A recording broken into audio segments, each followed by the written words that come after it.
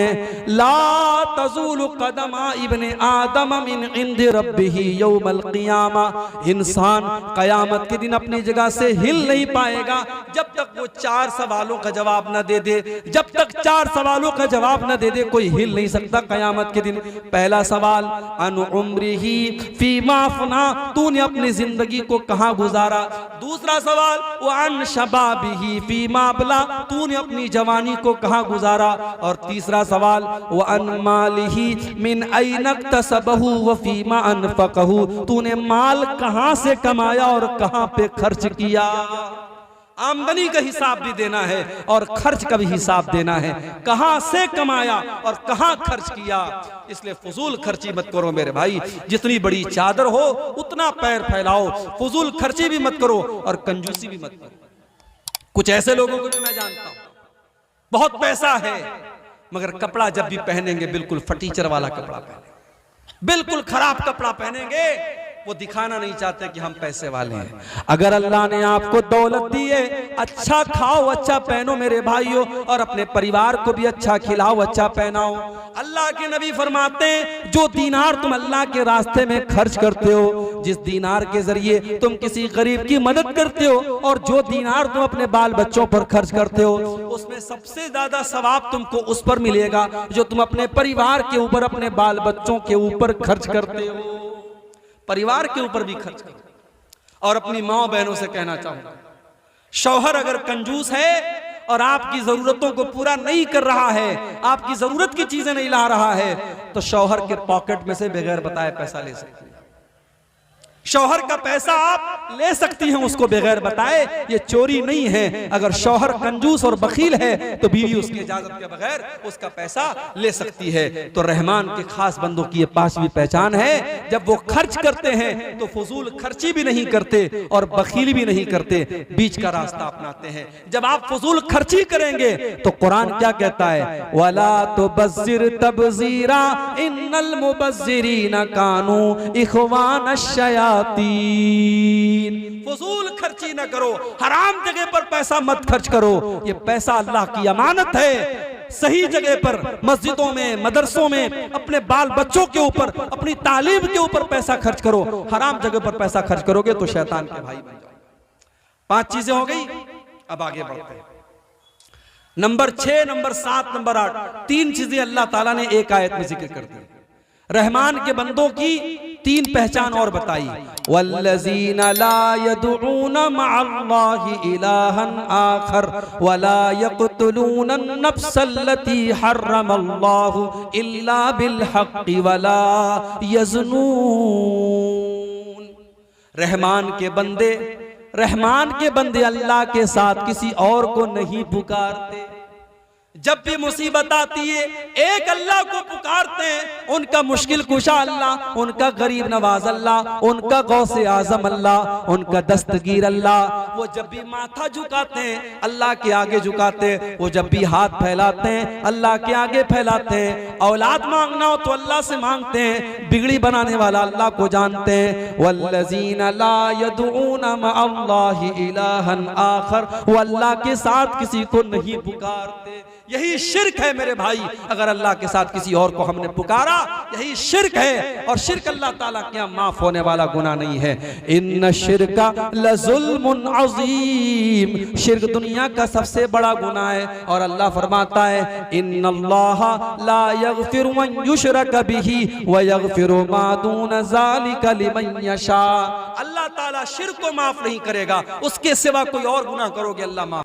आज का मुसलमान कब्रों पे जाके सजदा कर रहा है, मज़ारों पे जाके सजदा कर रहा है, लाल काले पीले धागे बांध करके उसको मुश्किल कुशा समझ रहा है, और गले में तावीज़ पहन रहा है, और अपने बुजुर्गों और पीरों के सामने सजदा कर रहा है। मौलाना हाली ने 100, 125, 150 साल पहले कहा था, करे गैर गर्बुत की पूजा तो काफिर, कवाकिब में माने करिश्मा तो काफिर, झुके आग पर बहरे सजदा तो काफिर, काफिर, जो ठहराए बेटा खुदा का तो काफिर, मगर मोमिनों पर कुशादा है राहें, परस्तिश करे शौक से जिसकी चाहे, नबी को जो चाहे खुदा कर दिखाए, इमामों का रुतबा नबी से बढ़ाए, मज़ारों पे जा जा के नजरें चढ़ाएं, शहीदों से जा जा के मांगे दुआएं, न तौहीद में कुछ फर्क इससे आवे, न इस्लाम बिगड़े न ईमान जावे। मेरे भाइयों, जो काम गैर मुस्लिम अपनी मूर्तियों के साथ कर रहा है, वही काम आप मजार और कब्र के साथ करेंगे, वो काफिर है, वो जहन्नमी है, और आप पक्के मुसलमान हैं। ये नहीं हो सकता, ये डबल स्टैंडर्ड नहीं हो सकता, ये दोगलापन नहीं हो सकता, ये दोहरा मेयार नहीं हो सकता। जब आपने नमाज में कहा इय्याका नअबुदु व इय्याका नस्तईन, ऐ अल्लाह हम तेरी इबादत करते हैं और तुझी से मदद मांगते हैं, और मस्जिद के बाहर निकल के कहते हो या अली मुश्किल कुशा, या खाजा गरीब नवाज, और दुकान का नाम रखते हो केजीएन और वाई केजीएन, ये नहीं चले। शिर्क अल्लाह ताला क्या माफ नहीं होगा। रहमान के खास बंदे शिर्क नहीं करते। ये फिरौन का ऑर्डर था, लेकिन अल्लाह ताला को मूसा अलैहिस्सलाम को बचाना था। अल्लाह ने मूसा अलैहिस्सलाम को बचा लिया, लेकिन मेरे प्यारे साथियों, फिरौन बहुत बड़ा घमंडी था। मूसा अलैहिस्सलाम जब जवान हुए और मूसा अलैहिस्सलाम ने जब फिरौन के सामने आकर के कहा कि मैं अल्लाह का नबी हूँ, मैं अल्लाह का रसूल हूँ, मुझे अल्लाह ने बनी इसराइल की तरफ नबी बना करके भेजा है, तो फिरौन ने बड़े तकब्बुर से कहा था वमन वमा रब्बुल आलमीन, ऐ मूसा तुम किस अल्लाह की बात करते हो, मैं सबका रब हूँ, लोग मेरे आगे सजदा करते हैं, अना रब्बुकुमुल आला, मैं सबसे बड़ा रब तो मैं हूँ, मुझको छोड़कर तुमने किसको अपना रब बना लिया। था हुकूमत का फिरऔन को भी नशा, था हुकूमत का फिरऔन को भी नशा, जुल्म पर जुल्म खिलकत पे करता रहा, जब समंदर में डूबा तो कहने लगा, जब समंदर में डूबा तो कहने लगा, इस हुकूमत के पाने से क्या फायदा। बहुत बड़ा घमंडी था फिर, तकब्बुर करता था, घमंड करता था अपनी हुकूमत पर। अल्लाह ने पानी में डूबा करके खत्म कर दिया। तकब्बुर करने वालों का अंजाम कभी बुरा अच्छा नहीं हुआ मेरे भाई। बहुत पैसे वाला था कारून, इतनी दौलत उसके पास थी कि कुरान कहता है व आतैनाहु मिनल कुनूज़ मा इन्न मफातिहहु लतनू बिल उस्बति उलिल कुव्वा। फिरौन कारून के पास इतनी दौलत थी, उसके खजानों की चाबियों को बड़े बड़े पहलवान बड़ी मुश्किल से उठाया करते थे, और कारून जब बन सवर करके निकला करता था, जब सोने चांदी के जेवरात पहन करके निकला करता था, तो उसकी कौम के लोग बड़ी हसरत से कहते थे या लैत लना मिस्ला मा ऊतिया कारून, ऐ काश हमारे पास भी उतनी दौलत होती जो कारून के पास है। अपनी दौलत पे मगरूर कारून था, अपनी दौलत पे मगरूर कारून था, वो मुखालिफ था मूसा व हारून का। जब ज़मीं में धसाया तो कहने लगा, जब ज़मीं में धसाया तो कहने लगा, ऐसे बेजा खजाने से क्या फायदा। बहुत घमंड था कारून को अपनी दौलत। जैसे आज भी बहुत सारे लोगों को अपनी दौलत पे बड़ा घमंड होता है, मूंछों पे ताव दे के कहते साहब पैसा तो मैंने कमाया, ये पैसा तो मैंने कमाया। अरे तेरी क्या औकात है। बड़े बड़े डिग्री वाले, बड़े बड़े नॉलेज वाले आज टाली चला रहे, रिक्शा चला रहे हैं। दौलत आपके टैलेंट के बल पे नहीं मिलती, दौलत देने वाला अल्लाह ताला है। बड़े बड़े टैलेंटेड लोग दुनिया में देख लो, रिक्शा चला रहे हैं, टाली चला रहे हैं, और बड़े जाहिल लोग, बड़े अंगूठा छाप लोग और बड़े बेवकूफ लोग करोड़ों कमा रहे हैं। दौलत की बुनियाद पर किसी की अक्ल का और किसी की हिकमत का मेयार तय नहीं किया जा सकता मेरे भाई। कारून के पास बहुत दौलत थी, घमंड था उसको। कारून क्या कहता था, कारून कहता था इन्नमा ऊतीतुहु अला इल्मिन इंदी, ये दौलत तो मुझे मेरे इल्म से मिली है, मेरी नॉलेज से मिली है, मेरे टैलेंट से मिली है। कारून ने एक बार भी अल्लाह का शुक्र अदा नहीं किया। कारून को अपनी दौलत पे नाज था, गुरूर था। अल्लाह ने कारून की दौलत को खत्म कर दिया और कारून को उसके महल के साथ जमीन में धंसा दिया। अल्लाह को तकब्बुर पसंद नहीं है मेरे भाई, अल्लाह को घमंड पसंद नहीं है। इसीलिए अल्लाह फरमाता है व इबादुर रहमानिल्लज़ीना यमशूना अलल अर्ज़ि हौना, मेरे स्पेशल बंदे वो हैं, मेरे खास बंदे वो हैं जो जमीन के ऊपर नर्म चाल चलते हैं, जो तकब्बुर नहीं करते, जो घमंड नहीं करते, जो अहंकार नहीं करते। आज तो 4 पैसे आदमी के पास आ जाएं, इंसान किसी को भाव नहीं देता है, इंसान ढंग से किसी को सलाम नहीं करता है। कहता है साहब मैं पैसे वाला हूं, मुझे लोग सलाम करें, मैं क्यों सलाम करूं। इसीलिए अल्लाह के नबी ने कयामत की एक निशानी ये भी फरमाई थी, तस्लीमुल खासा। कयामत के पहले ऐसा दौर आएगा जब खास खास लोगों को सलाम किया जाएगा, बड़े बड़े सेठ जी को और बड़े बड़े दौलत वालों को देख करके सलाम किया जाएगा। कोई गरीबों को, कोई छोटे लोगों को सलाम नहीं करेगा। ओ लोगों, जरा अपने नबी की सीरत उठा के देखो। अल्लाह के प्यारे नबी मदीना के बाजार से जा रहे हैं, मदीना के बाजार से कोई लौंडी भी अगर अल्लाह के नबी से रास्ता पूछती तो अल्लाह के नबी खड़े होकर के उसको रास्ता बताया करते थे। अल्लाह के नबी के अंदर कोई घमंड नहीं था, कोई गुरूर नहीं था। अल्लाह के प्यारे नबी छोटे छोटे बच्चों से मिला करते थे तो सलाम किया करते थे, बच्चों के साथ लाड और प्यार किया करते थे।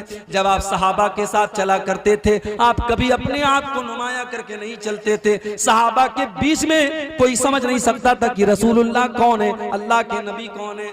आपके दरवाजे पर कोई डोरमैन नहीं था, कोई दरबान नहीं था। और आप जब सहाबा के साथ बैठते थे, किसी ऊंची कुर्सी पर और किसी ऊंचे तख्त पर नहीं बैठते थे, बल्कि सहाबे किराम के साथ घुल मिल करके बैठा करते थे। तकब्बुर करबेन ना, अहंकार करबेन ना। अल्लाह ताला को अहंकार और तकब्बुर पसंद नहीं है। अल्लाह के नेक बंदों की पहचान ये है, अल्लज़ीना यमशूना अलल अर्दि हौना, वो जमीन पे नर्म चाल चलते हैं। उनकी चाल बता देती है कि अल्लाह के नेक बंदे, उनकी चाल में अकड़ नहीं होती, उनकी चाल में तकब्बुर नहीं होता, उनकी चाल में गुरूर नहीं होता। अच्छा, अब यहां एक आपकी नॉलेज की एक बात बता दूं। तकब्बुर का मतलब क्या होता है? अपने आप को बड़ा समझना। तकब्बुर का अपोजिट क्या होता है? तकब्बुर उर्दू का लफ्ज है, तकब्बुर का मतलब अपने आप को बड़ा समझना। तकब्बुर का उल्टा होता है, इसका अपोजिट होता है तवाज़ो, अपने आप को छोटा समझना। तो अपने आप को छोटा समझो, भाई तुम हो क्या, तुम्हारी औकात क्या है। इन्नका लन तखरिकल अर्द वलन तबलुगल जिबाल तूला, तुम जमीन को फाड़ नहीं सकते, तुम पहाड़ पे चढ़ नहीं सकते। तू अकड़ करके क्यों चल रहा है इंसान? तू अपनी पैदाइश के ऊपर गौर कर। अयहसबुल इंसानु अन युतरका सुदा अलम यकुन नुतफतम मिन मनिय्यिन युमना। ऐ इंसान, एक हकीर पानी के कतरे से अल्लाह ने तुझको पैदा किया है। तू हकीर पानी के कतरे से, तू मिट्टी से पैदा हुआ है। तू तकब्बुर क्यों करता है? तू अहंकार क्यों करता है? अल्लाह ने फरमाया वला तमशी फिल अर्दि मरहा, जमीन में अकड़ करके न चलना। इन्नका लन तखरिकल अर्ज़, ना तो तुम जमीन को फाड़ सकते हो, वलन तबलुगल जिबाल तूला, अकड़ करके चलोगे तो पहाड़ पे नहीं चले जाओगे और जमीन को फाड़ नहीं दोगे, लिहाजा अकड़ करके न चला करो। इसीलिए हजरत लुकमान अपने बच्चे से कहते हैं वला तुसइर खद्दका लिन्नासी वला तमशी फिल अर्ज़ि मरहा। ऐ मेरे बेटे, जब तू लोगों से मिला कर तो गाल फुला करके न मिला कर, घमंड के साथ न मिला कर। और ऐ मेरे बेटे, तू जमीन में अकड़ करके न चला कर। इन्नल्लाह ला युहिब्बु कुल्ल मुख्तालिन फखूर, अल्लाह ताला किसी घमंडी को, किसी अहंकारी को पसंद नहीं करता। तो तवाज़ो पैदा करो, नरमी पैदा करो। नरमी पैदा करोगे, अल्लाह इज्जत देगा। अल्लाह इज्जत देगा। और दुनिया में बड़े बड़े जितने सेलिब्रिटी लोग हैं, आप उनकी हालात आप देखिए, जो अपने आप को बड़ा घमंडी बनते थे और बहुत बड़ा समझते थे, वो दुनिया में बर्बाद हो गए। और जो डाउन टू अर्थ रहते थे, जो अपने आप को छोटा समझते थे, आज भी दुनिया उनकी इज्जत करती है। इसीलिए अल्लाह के नबी फरमाते हैं, मा तवाज़ा अहदुन लिल्लाहि इल्ला रफ़अहुल्लाह। जो अल्लाह ताला के लिए अपने आप को छोटा समझता है, अल्लाह उसको और बुलंदी देता है, अल्लाह उसको और ऊंचा मकाम देता है। तो अब आपको नोट करना है, पहली बात मैंने क्या बताई, अल्लाह के स्पेशल बंदों की पहली पहचान क्या बताई, वो तकब्बुर नहीं करते, वो जमीन पे नर्म चाल चलते। एक चीज हो गई, अब आगे बढ़ते हैं। व इज़ा खातबहुमुल जाहिलून क़ालू सलामा। और अल्लाह के स्पेशल बंदों की दूसरी पहचान ये है, जब जाहिल उनके मुंह लगते हैं तो वो सलाम कह करके आगे बढ़ जाते हैं। वो जाहिलों से बहस नहीं करते, वो जाहिलों से डिबेट नहीं करते। भाई बहस करो, जिसके बारे में ये पता हो कि ये बात मान लेगा, सही बात पेश करेंगे, दलील पेश करेंगे, कुरान पेश करेंगे, हदीस पेश करेंगे, सामने वाला मेरी बात मान लेगा। और जिसके बारे में ये पता हो हम दलील पर दलील पेश करें, वो मानने वाला नहीं है, कट हुज्जत है, जाहिल है, तो वहां टाइम वेस्ट न करो। व इज़ा खातबहुमुल जाहिलून क़ालू सलामा। जब जाहिल उनके मुंह लगते हैं तो सलाम कह के आगे बढ़ जाते हैं। अल्लाह के नबी के पास कुछ यहूदी आए, उन्होंने कहा अस्सलामु अलैकुम। अस्सलामु अलैकुम नहीं कहा, बल्कि क्या कहा, अस्सलामु अलैकुम। अस्सलामु अलैकुम का मतलब होता है तुम पर सलामती हो, और अस्सलामु अलैकुम का मतलब तुम पर मौत आए, तुम हलाक हो जाओ, तुम नष्ट हो जाओ, तुम बर्बाद हो जाओ। उन्होंने अल्लाह के नबी को अस्सलामु अलैकुम कहा, उन्होंने अल्लाह के नबी के ऊपर बद्दुआ की, उन्होंने अल्लाह के नबी के ऊपर गलत जुमला कहा। प्यारे नबी के कानों में ये जुमला पड़ा, और आपकी प्यारी बीवी और हम सब की प्यारी माँ अम्मा आयशा के कानों में जुमला पड़ा। अम्मा आयशा अल्लाह के नबी से बहुत मोहब्बत करती थी, अपने नबी को बहुत चाहती थी। एक तो नबी थे और दूसरे उनके शौहर भी थे, और बीवी की तो जिम्मेदारी है कि शौहर की इज्जत करे, शौहर का सम्मान करे। जो बीवी सारी दुनिया की नेकी का काम करे, रोजा नमाज करे और कुरान की तिलावत करे, अगर अपने पति का, अपने शौहर का सम्मान न करे, उसकी इज्जत न करे, उसकी खिदमत न करे, वो बीवी अच्छी बीवी नहीं हो सकती, वो जन्नत में नहीं जा सकती। मेरी माँ बहनों, जन्नत में नहीं जा सकती। खूब नमाज पढ़े, खूब रोजा रखे, अगर अपने शौहर की इज्जत नहीं करती, शौहर का एहतराम नहीं करती, शौहर को सम्मान नहीं देती, वो जन्नत में नहीं जा सकती। इसीलिए अल्लाह के नबी फरमाते, इज़ा सल्लतिल मरअतु खम्सहा व सामत शहरहा व अतात ज़ौजहा व अहसनत फरजहा। जो औरत चार काम कर ले, पांचों टाइम की नमाज पाबंदी से पढ़े, रमजान का रोजा रखे, अपने शौहर की इताअत करे और अपनी इज्जत व आबरू की हिफाजत करे, जो औरत ये चार काम कर लेगी, अल्लाह के नबी फरमाते हैं, दखलत मिन अब्वाबिल जन्नति शात। वो जन्नत के जिस दरवाजे से चाहे वो जन्नत में चली जाएगी, उसको जन्नत में जाने से कोई नहीं रोक सकता। मेरी प्यारी माँ बहनों, अपने शौहरों की इज्जत किया करो, कभी अपने शौहर की बुराई न किया करो, कभी अपने शौहरों को जलील न किया करो। अम्मा आयशा के कानों में जुमले पड़ गए, मेरे नबी को, मेरे शौहर को, मेरे सरताज को इन्होंने बद्दुआ दी है, इन यहूदियों ने गाली दी है। अम्मा आयशा फौरन जोश में आती हैं, बड़े गुस्से में आती हैं और कहती हैं, वालेकुमुस्सलाम वल्लानतु। ऐ यहूदियों, अल्लाह की लानत हो तुम्हारे ऊपर, तुम मर जाओ, तुम खत्म हो जाओ, तुम नष्ट हो जाओ, तुम मेरे नबी के लिए बद्दुआ कर रहे हो। ऐ यहूदियों, तुम बर्बाद हो जाओ, तुम खत्म हो जाओ।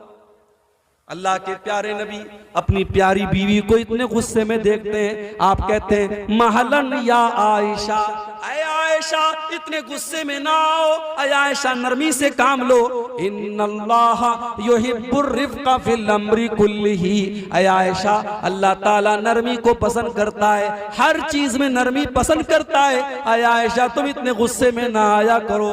अम्मा आयशा ने कहा अल्लाह के नबी क्या आपने नहीं देखा उन्होंने कितना बुरा भला आपको कहा, उन्होंने अस्सलाम वालेकुम नहीं कहा बल्कि अस्सलाम वालेकुम कहा।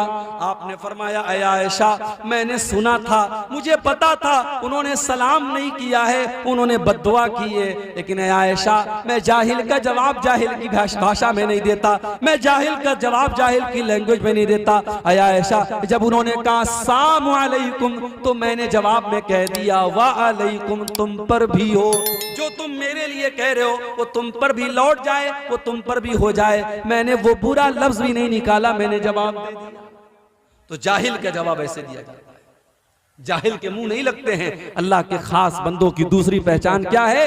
व इज़ा खातबहुमुल जाहिलून क़ालू सलामा, जब जाहिलों से उनका पाला पड़ता है अस्सलामु अलैकुम कह करके आगे बढ़ जाते हैं, जाहिलों से बहस नहीं करते। चाय है?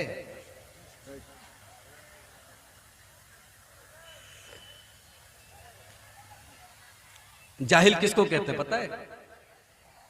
जरूरी नहीं है कि जाहिल वही आदमी जो पढ़ा लिखा ना, पढ़ा लिखा भी जाहिल होता है भाई। एक जाहिल हमारे पड़ोसी मुल्क में है, बड़ा बहुत ऊंची टोपी पहनता है, बहुत बड़ा अल्लामा उसको लोग कहते हैं वहां।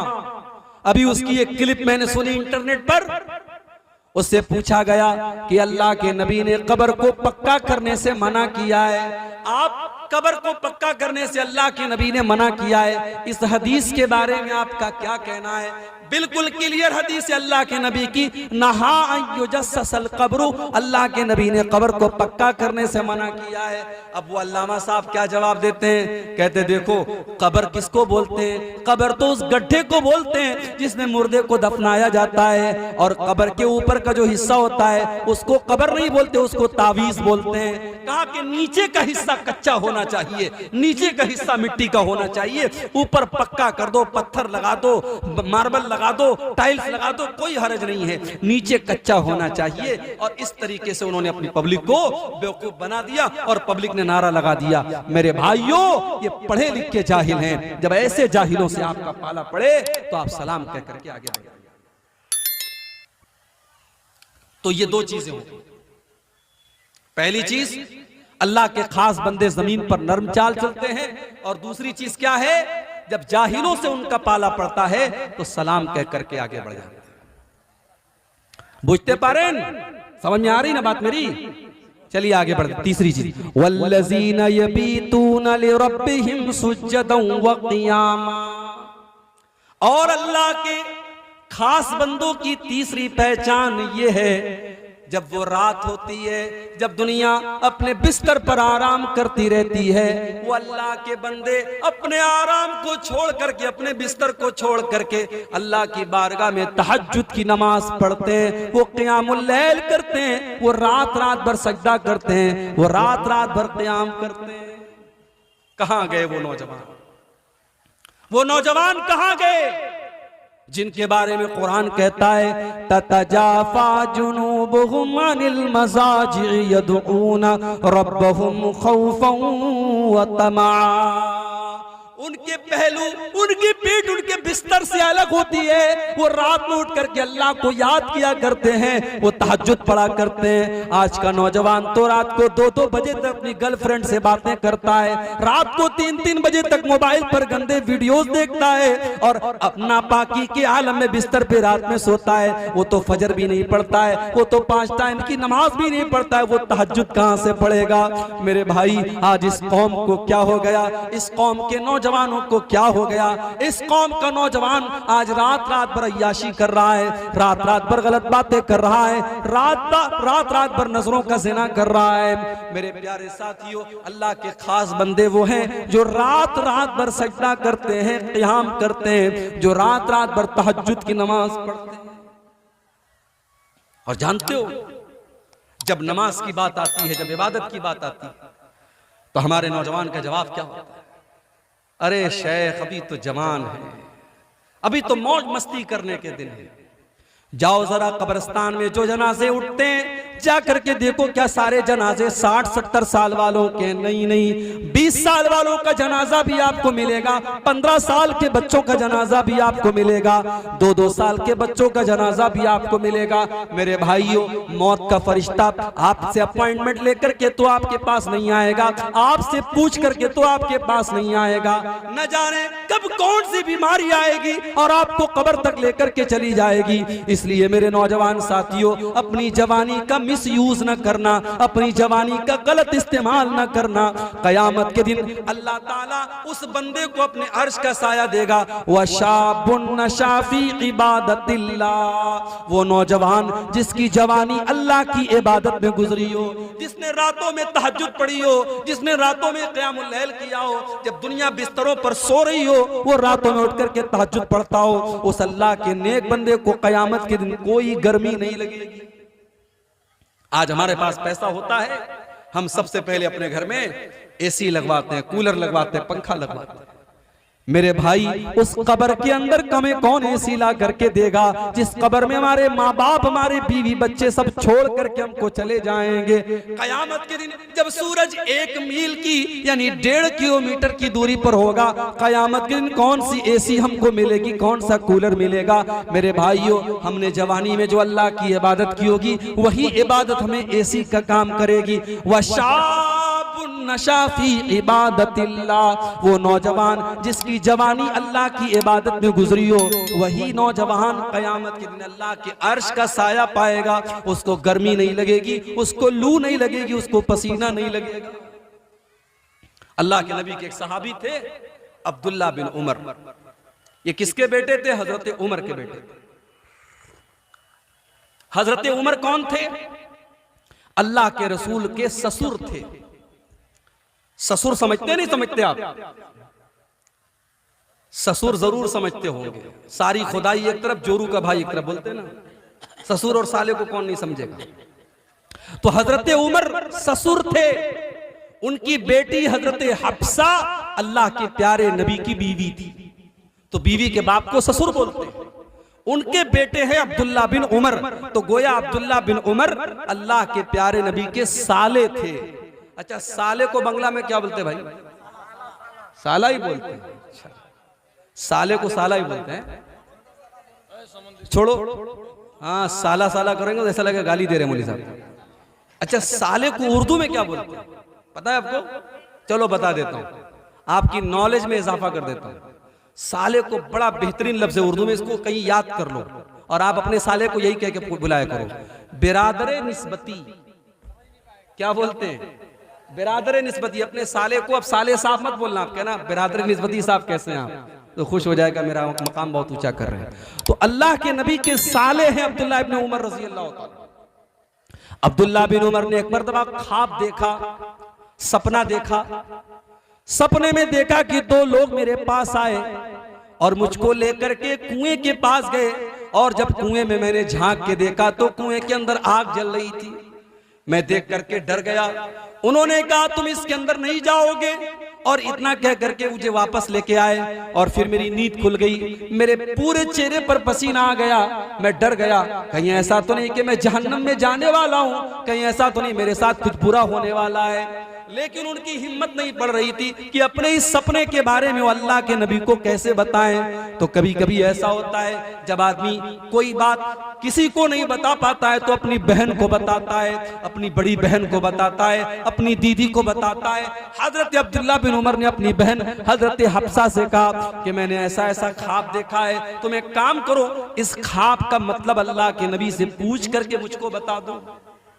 भाई बहन का रिश्ता भी बड़ा प्यारा रिश्ता होता है। जिनकी बहनें जिंदा हैं, अल्लाह सलामत रखे, अपनी बहनों की कदर करो और बहनें भाइयों की कदर करें। जिनके घरों में सिर्फ बहनें हैं और भाई नहीं हैं, उनसे पूछो भाई क्या चीज होती है, और जिन भाइयों को बहन नसीब नहीं होती उससे पूछो बहन क्या चीज होती है। हजरत हफ्सा रज़ी अल्लाह ताला अन्हा ने अल्लाह के नबी के पास आकर के कहा, ऐ अल्लाह के नबी, मेरे भाई ने ऐसा ऐसा ख्वाब देखा है, ऐसा ऐसा सपना देखा है, इसका क्या मतलब हो सकता है।